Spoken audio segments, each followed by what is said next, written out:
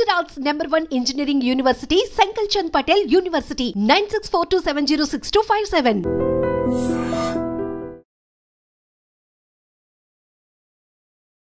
Hi hello నమస్తే welcome back to iDream Media. ఈరోజు మనతో ఉన్నారు హైకోర్టు అడ్వకేట్ అలాగే ఇమిగ్రేషన్ లాయర్ అయిన పృథ్వీ గారు. ముఖ్యంగా H1Bలో I-140 రూల్ అనే దాని గురించి తెలుసుకుందాం. ఇది ఎవరికి వర్తిస్తుంది, ఎవరు దీంతో యూటిలైజ్ చేసుకోవాల్సి ఉంటుంది అనేది. Hi sir. హాయ్ సార్, H1Bలో I-140 రూల్ ఇది ఎవరి కోసం క్రియేట్ చేయడం జరిగింది? ఈ రూల్తో ఎటువంటి పనులు అవుతాయి? ఈ రూల్ ఎవరు తెలుసుకోవాలి ముఖ్యంగా? I-140 ఈ అప్లికేషన్ ఏదైతే ఉందో ఇప్పుడు మనం ఇంట్రడ్యూస్ చేసేటప్పుడు గవర్నమెంట్కి మన లేబర్ రెగ్యులేషన్స్ ఇంట్రడ్యూస్ చేసేటప్పుడు ఎంప్లాయర్కి ఎంప్లాయీ రిలేషన్షిప్ అంటే ఇట్స్ లైక్ రికమెండేషన్ లెటర్ అని చెప్పచ్చు, రెఫరెన్స్ లెటర్ అని చెప్పచ్చు.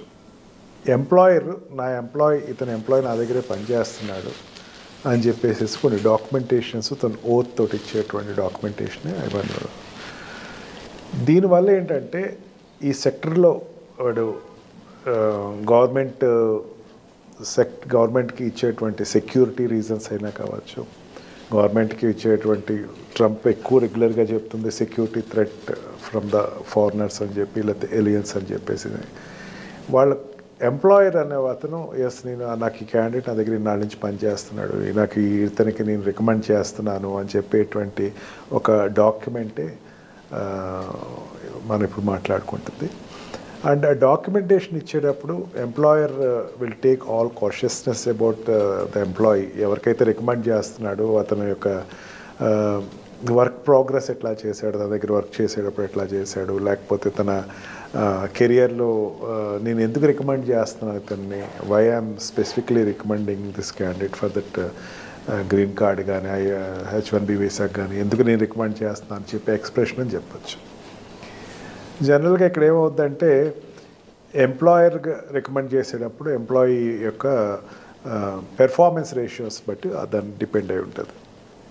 ఇప్పుడు ఏ కంపెనీ అయినా సరే రికమెండ్ చేస్తుంది అంటేసరికి ద బెస్ట్ పెర్ఫార్మర్ అండ్ ఈ ఎంప్లాయీ నాకు ఖచ్చితంగా కంటిన్యూటీ ఆఫ్ జాబ్ నాకు చాలా అవసరం. ఇతని వల్ల నేను నా బిజినెస్ కానీ నా యొక్క సాఫ్ట్వేర్ ప్రోగ్రామ్ కానీ నా యొక్క ప్రాజెక్ట్ కానీ చేసేటప్పుడు నేను ఇతను లేకపోతే నాకు కష్టం అని చెప్పేటువంటి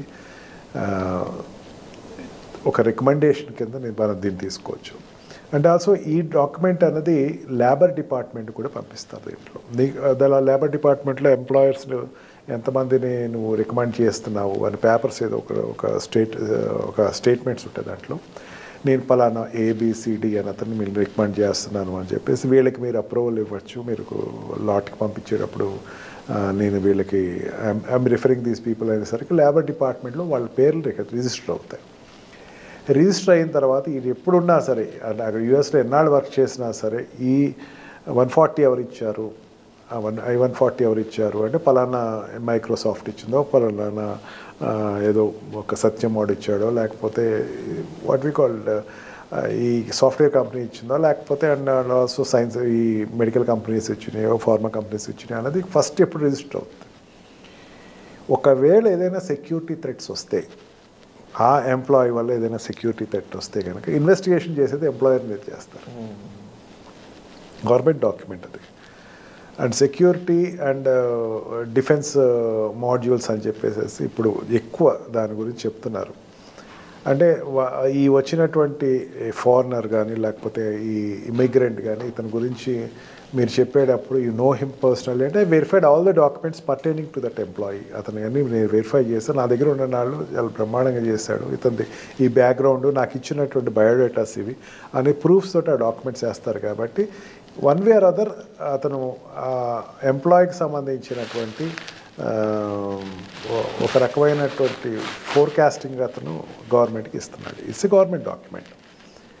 దానికి ఏదైనా మిస్ఫైర్ అయ్యి లేకపోతే ఇన్ఫర్మేషన్ పాయింట్ అతను ఇన్ఫర్మేషన్స్ తప్పు ఇచ్చాడు అని తేలితే కనుక ఎంప్లాయర్ ఏదైతే ఉన్నారో ఆ కంపెనీ మీద ఒక నిఘా పెట్టడం అనేది, లేకపోతే దాని మీద ఫర్దర్ యాక్షన్ తీసుకుంటాం అనేది జరుగుతుంది. అందుకని ఎంప్లాయర్ ఇచ్చేటప్పుడు చాలా కాషియస్గా ఇస్తాడు.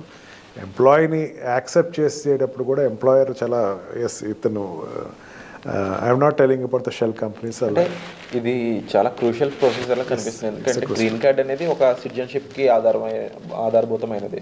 అండ్ మరీ ముఖ్యంగా అమెరికాలో ఇంకా కంప్లీట్గా ఒక రైట్ అనేది ఆయనకి ఇచ్చే ముందు తీసుకునే ప్రొసీజర్ కాబట్టి చాలా డెప్త్ రీసెర్చ్ అనేది ఉంటుందంటారు ఇండివిజువల్ కూడా. ఖచ్చితంగా అతని పెర్ఫార్మెన్స్ ఎక్కడెక్కడ కంపెనీలోకి వచ్చాడు అనుకోండి, H1Bలో లేకపోతే L2లో L1లో L1 ఇచ్చాడు అనుకోండి. L1లో ఇచ్చిన తర్వాత వీళ్ళు ఇతనికి గ్రీన్ కార్డ్ని రికమెండ్ చేస్తున్నాను అంటే India is not recommending, or ఆ కంట్రీ ఏ కంట్రీ ప్యాటర్న్ కంట్రీ ఉన్నా ఆ కంట్రీ రికమెండ్ చేయట్లేదు, ఎంప్లాయర్ రికమెండ్ చేస్తున్నాడు. అంటే ఈ రిఫరెన్స్ ఇచ్చేటప్పుడు అతనికి పూర్తి పూర్వపురాలు, అతను నాకు జాబ్ చేసినప్పుడు ఇంత స్ట్రిక్ట్గా లేట్ అవర్స్ కూడా పనిచేశాడు, ఇంత స్ట్రిక్ట్గా నా ఎకానమీని పెంచాడు ఇతను, I can recommend him strongly. And also I know about his background, because whenever he take leaves he used to give explanation very క్లీన్గా ఇచ్చేవాడు అన్నది వెరిఫై చేసుకుని అతను గ్రీన్ కార్డ్ ఇవ్వచ్చు. గ్రీన్ కార్డ్ ఇవ్వటం అంటే పర్మనెంట్ రెసిడెన్సీ ఇచ్చినట్టు. ఇక్కడ అతను ఉండొచ్చు, ఇక్కడ మన అమెరికాలో ఉండొచ్చు. Employer is nothing but American person, American company. ఇంకో అమెరికన్ రికమెండ్ చేస్తున్నాడు, ఇంకొక ఎన్ఆర్ఐనో లేకపోతే ఒక ఎంప్లాయర్నో రికమెండ్ చేస్తున్నాడు అంటే ఆ కాషియస్ 100% వాళ్ళు తీసుకుంటారు. ఇతను ఇక్కడ ఉండటం వల్ల నా కంపెనీకి డెవలప్ అవుతుంది అన్నది ఎకనామికల్ వాళ్ళ బిజినెస్ కోణంలో వాళ్ళు చూస్తారు. ఇవన్నీ చూసి ఒక గ్రీన్ కార్డ్కి అప్లై చేసేటప్పుడు కంపెనీ ఇస్తుంది. అన్లెస్ వాడు స్టాండర్డ్గా పనిచేసినటువంటి కొత్తగా వచ్చిన ఎంప్లాయీకి అయితే ఇవ్వదు ఎంప్లాయర్. అందుకే స్టాండర్డ్గా తన దగ్గర పనిచేసే వాళ్ళకి అతని పెర్ఫార్మెన్స్ చూసుకుని అతని యొక్క రేషియోస్ చూసుకుని వాళ్ళు రికమెండ్ చేయడం జరుగుతుంది. దాన్ని బట్టి గ్రీన్ కార్డ్ లాట్కి వెళ్తాడు. గ్రీన్ కార్డ్ లాట్కి వెళ్ళాడంటే రిఫరల్ ఎవరు ఇచ్చారు, పలానా వాళ్ళు ఇచ్చారు. రేపొద్దున ఏదైనా సరే అక్కడ 9/11 చాలా ఎక్కువ దుడుస్తారు.